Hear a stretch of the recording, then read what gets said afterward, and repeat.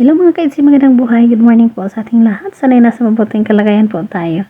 And syempre, sa mga solid idsi fans po, alam po natin ang nangyayari po ngayon. At nagdadasal po tayo na maging okay po ang lahat. At syempre, manghihinayang po din tayo kung mawala yung idsi. So, ganun pa man.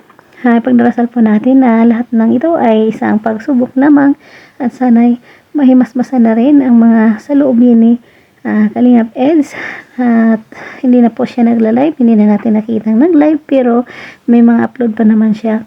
Gaya ng sinabi niya na mag-upload pa naman din daw siya araw-araw sa kanyang channel. So panoorin po natin, ayan, support natin si Kalingap Eds.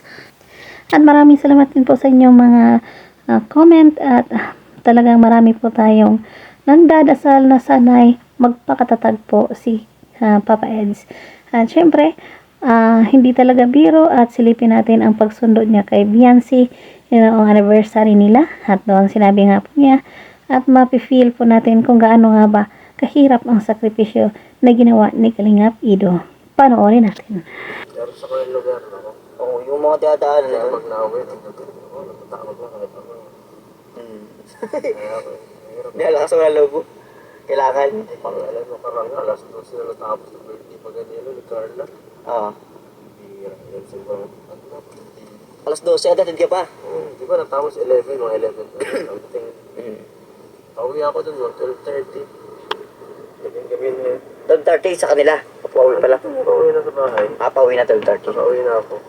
Grabe. Wala nang tao niyan dito sa papasok na to. Yun ang sacrifice nila. Nasulo ka lang ng drive. Kakapungaw. Okay lang naman kasi pagod, no? Pagod. Kasi kakatapos na din, tapos mahirap yun. Grabe din ang ano mo, ang sacrifice. Para sa makita yung effort.